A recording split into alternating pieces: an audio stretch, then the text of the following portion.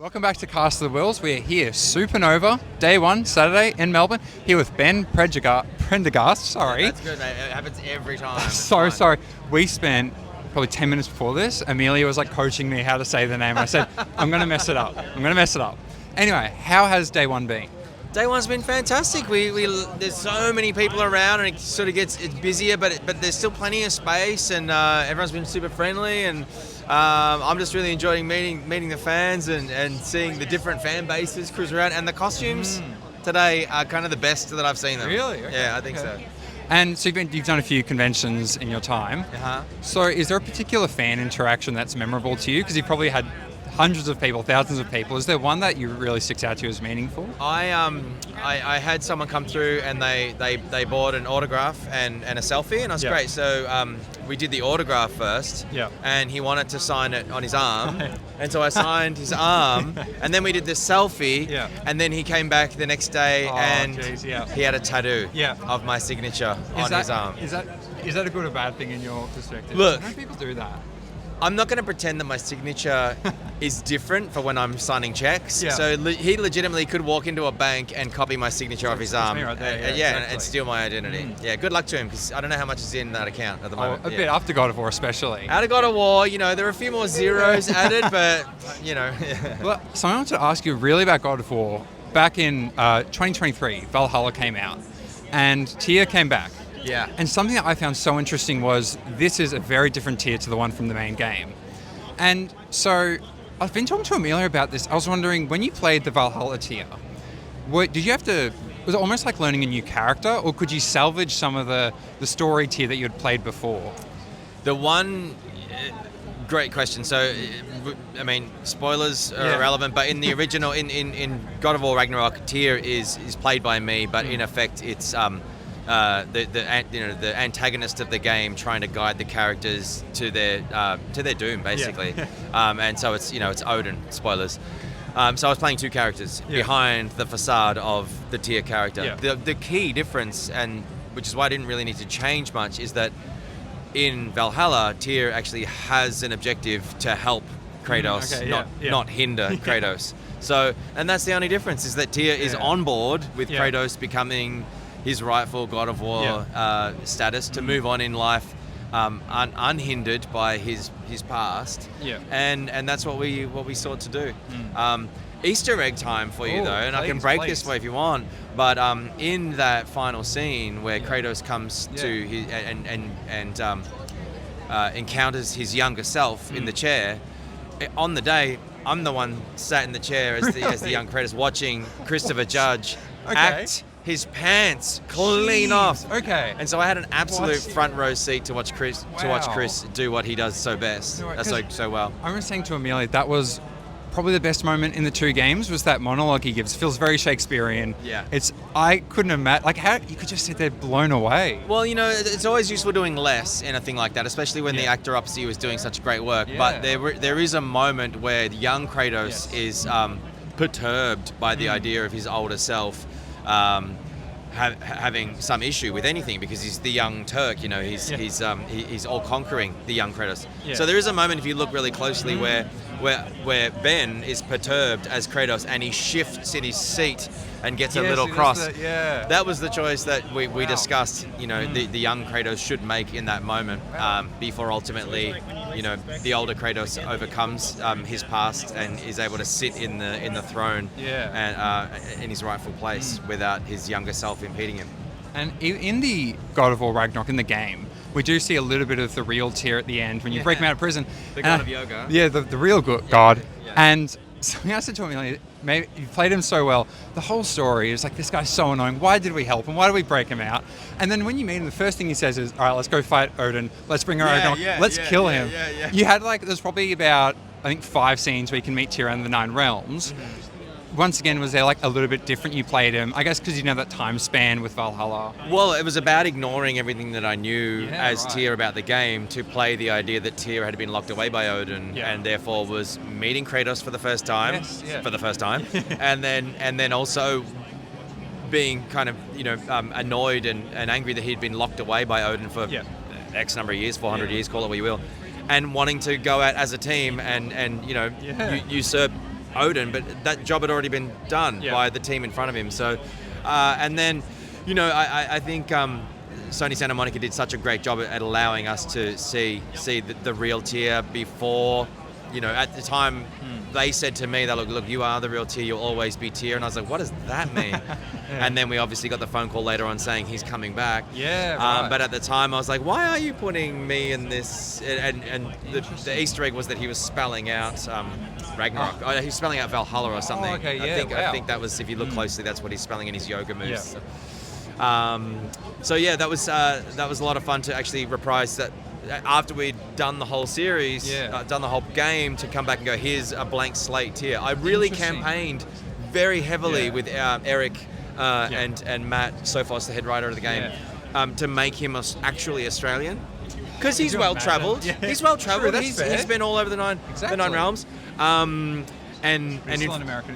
He's still an American at the end of the day. But maybe as you might have heard before, maybe the game, we have a Tyr-centric game where we delve into the Indigenous Australian Dreamtime. Yeah. Well, it's like on this channel, Star Wars is the main focus, and Tamara Morrison, he's an actor that's all about culture and heritage. I think that would be such an interesting story, because I feel like these bigger than life stories with gods, it's usually in Indigenous cultures. That would be amazing to explore that. And obviously God of War is the perfect, we see Tyr's been to every realm, he has all the weapons. Yeah. When we have the boss fight against Tyr, which I have to take out with you, I hated that fight, it was horrible. Oh yeah. I had to turn the difficulty down maybe. Yeah. Were you doing the mocap for the fighting sequences as well? No, I was only voice and face capture for that. They have an incredible stunt team, I think in Romania or Croatia or somewhere, who did all those fight moves, and they had different stunt performers for each of the weapons. Oh, really? Because you have to be a katana expert, and then you have to be whatever. So they did all that. I thought you were going to segue into me as General Hux. Yeah, Are we getting there? Okay, cool. It's a Star Wars show. Obligatory Star Wars question. You played General Hux and Darth Maul. Let's not forget Darth Maul. I'm not letting you away with it. I mean, that's a stretch. I mean, my Darth Maul work was all effort sounds.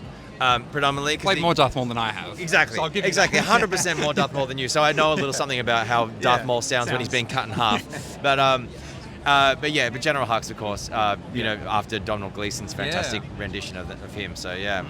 And what's that, walking into that big universe, it's pre-built, you've probably got to fit in yourself. How do you make sure you still get your voice in there, even though there's a lot of, it's pre-made probably when you walk in? I think, 40% of it is kind of the pastiche of a Domhnall Gleeson, so you have to have the accent right, the voice sort of signature. Yeah. And then for something like Resistance, it was more.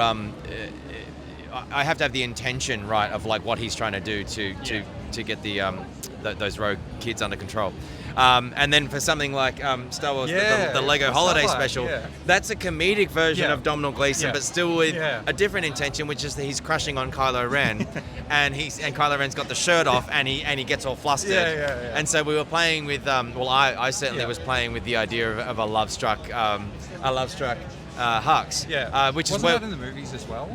okay, maybe watch a different Star Wars. Depends on the cinema you go to, and but that was a lot of fun, and these things are, when Disney invites you in to play a role like that, you have a very limited amount of time. I get the script for this, and I immediately see that it's funny, but then when you walk in there and it's you and a mic and then 20 people behind the glass, and more importantly, when you're recording something that's comedic and then there's nothing in the cans, i.e. no laughter, it is extremely intimidating when it's you trying to be funny and Disney. And then So, but I think we got there. I'm really proud of that scene, and I think it came out pretty funny. And you also played Patroclus in Hades. Yes. What was that experience like? How did you try to embody that character and that version of that character? I am really proud of the work that Supergiant did on that relationship, because here you had Patroclus and Achilles, and it was so long ago, to be honest with you, that I recorded that, and then the game blew up, and they're like, "Wow, you were that and that." I'm like, that was it was a recording from home situation. It was 2 days. It was really easy. Not really easy, but it was involved. But preparing for that was just about a love that was lost and was potentially never to be found again. And I knew that all the way through, and then obviously again spoilers, they are brought back together. Yes, yeah. And so it really was about playing the pain and the pathos of a lover who has lost their mate, and just quite sad about it and quite forlorn about it, and then playing the jubilation of actually rekindling with Achilles. In another interview you had, you compared mocap to theatre in terms of how you perform. You've almost done every form of media that you can. Is there one form of media that has taught you something new about every other form of how to do it? Because recently you're in the Dolls trilogy. Wow. So you've recently... I'm doing my research. Wow, don't worry. you do your research. So you're definitely involved in, I'd say, all aspects of media. Some actors, they like to specialise into one. You seem to be doing a bit of everything, which I always like to see, because it means you get different some versions. actors make a lot of money out of one, and they don't need to work. Can you let me be nice, please? That's a really good question. Yeah, has film taught you something about everything? Did mocap teach you something new about film? They all teach you something new about something else.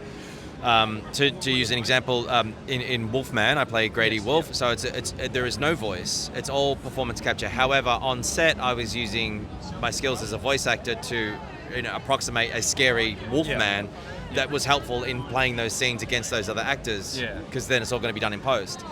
And then the length of time that I was spending getting into makeup, 6 hours to put the Wolfman costume on, and then to go on set and then spend another 12 hours. Sometimes those are 18-hour days. I now bring into the Doll trilogy where we're sometimes doing 3 shows in the one day, so 8.5 hours of dialogue. So here's one that's 18-hour days, no dialogue.